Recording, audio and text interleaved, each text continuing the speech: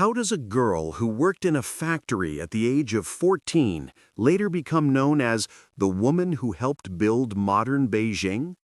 She is one of the richest women in the world. This is Zhang Xin, an incredible life story. Zhang was born in Beijing during the Cultural Revolution in China. She says that at that time, Beijing looked like it had only one color, gray. People wore gray clothes, the sky looked gray from pollution, most buildings were low and simple, also gray, the courtyards were gray. Almost everything around her childhood world felt colorless. When China later opened its doors to the outside world, life slowly began to change. When Zhang was 14, she and her mother moved to Hong Kong. It was the year 1980. Hong Kong was like a different planet for her. It was still a British colony, and it was full of lights, colors, sounds, and energy. Zhang remembers, "For the first time in my life, I saw pink, orange, green, and many bright colors everywhere." Even a simple fast food restaurant felt magical because of the lights, the noise, the people laughing, and the TVs playing loud music. Everything was new for her. But her real life in Hong Kong was not easy. She and her mother were poor and needed money to pay rent.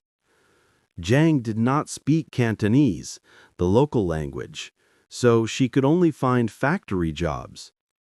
At that time, Hong Kong was a manufacturing center. Factories were not big buildings.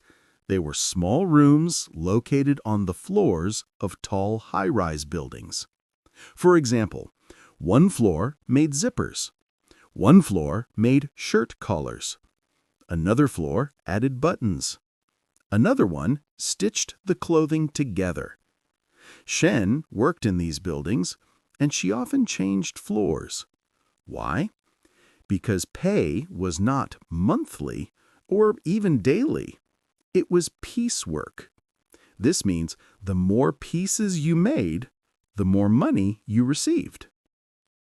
If a new factory paid just a little bit more, Shen moved there immediately. She always tried to find the best place to earn a small extra amount. She worked like this for 5 long years. Her interviewer said, "You were already an entrepreneur." Shen laughed and said, "Yes, even then I was always watching who paid more."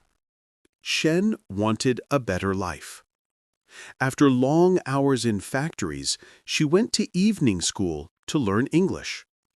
She saved £3,000, which was all the money she had. Someone told her, "You should go to England. Education is good there. You can get a government scholarship." She knew almost nothing about England. She only recognized the word Oxford because her dictionary was an Oxford dictionary. So she thought, if this dictionary is from Oxford, Oxford must be a good place to study. She packed a few clothes, some dictionaries, and a cooking wok, and flew to England. It was her first time leaving China and Hong Kong. From the airport, she took a bus to Oxford and arrived at her English language school. She came a few days before the other students, so she was alone in the dormitory. She was afraid and sat on her bed crying, thinking, "How will I survive here? I don't speak English. I don't know anyone." But Shen was strong. She told herself she could not just sit there, so she went out into the streets. She saw an Asian girl and walked up to her.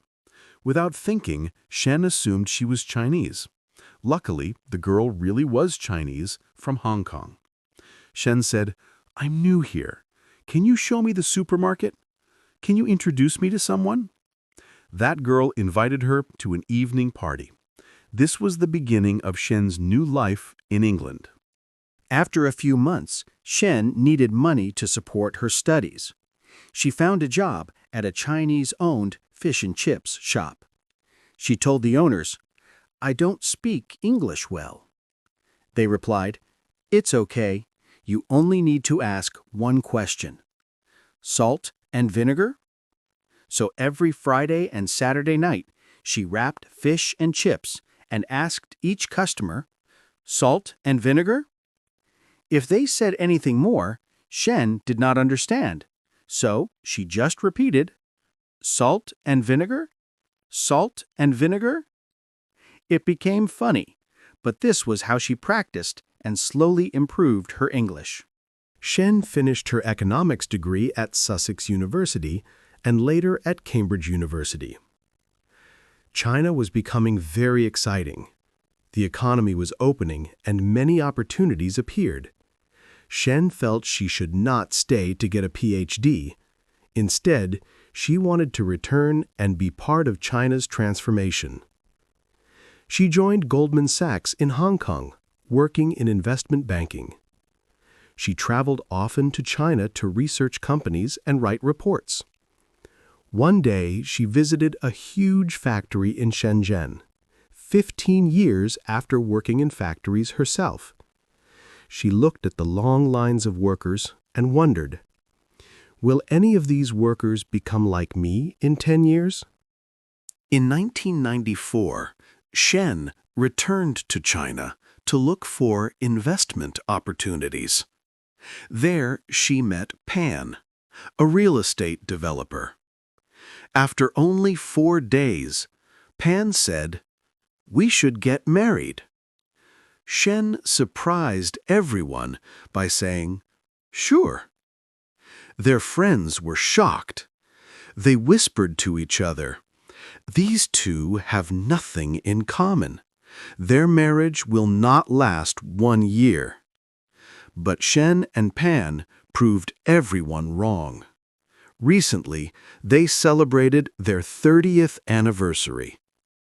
In 1995, Shen and Pan founded SOHO China, a company that later became famous for building modern and stylish buildings in Beijing and Shanghai. Shen remembers the first construction site Pan showed her. It was a giant hole in the ground. Pan said, "We will build many buildings like this. Beijing has a new master plan. We will build the new Manhattan of China." Shen thought, "He has never been to Manhattan. What is he talking about?" But he was right. They shared the same vision. China needed modern, beautiful, world-class buildings. Zhang Xin was responsible for design, style, and quality. She worked with the world's most famous architects. Together, they created buildings that were not just offices, but works of art. Some of the most famous projects include Galaxy Soho, Wangjing Soho, and Sanlitan Soho. People were amazed. Her buildings looked futuristic, creative, and full of life. The media began calling her the woman who built Beijing. By the 2000s, Zhang Xin had become one of the richest women in China. Her company was worth billions of dollars. She appeared in international magazines, spoke at major events, and met world leaders. But she never forgot her past. She remembered the factory. She remembered the noise. She remembered the pain in her hands. She often said, "I want other poor children to have the chances I never had." In 2005, Zhang Xin and her husband created the SOHO China Foundation. The foundation gives scholarships to students from poor Chinese families so that they can study at top universities like Harvard, Yale, and Stanford. She believed that education can change lives, just as it changed hers. Her foundation has donated tens of millions of dollars to help young people dream bigger. In recent years, Zhang Xin has slowed down her work in China and spends more time in the United States. She has invested in major American properties, including part of the famous General Motors building in New York. She continues to work in business, real estate, and charity. Today, she is known as one of the most successful immigrant women in the world. From the outside, Zhang Xin is a billionaire and a powerful businesswoman. But inside, she is still the same girl who once stood in a noisy factory and dreamed of a better life. Her story teaches us, you can start with nothing and still build everything. Education can open doors that seem impossible. Hard work can rewrite your destiny. No dream is too big when your spirit is strong. Pain can become power. A young girl from a factory can change the skyline of a whole nation. If Zhang Xin could stand here and speak to you, she might say, "Do not let your beginning decide your ending. Dream bravely, work honestly, and remember, your future is always bigger than your past." Her life is a reminder that great buildings can rise from humble beginnings. Strong women can change cities, countries, and the world. Hope can survive even in the darkest places. Zhang Xin is not just a businesswoman.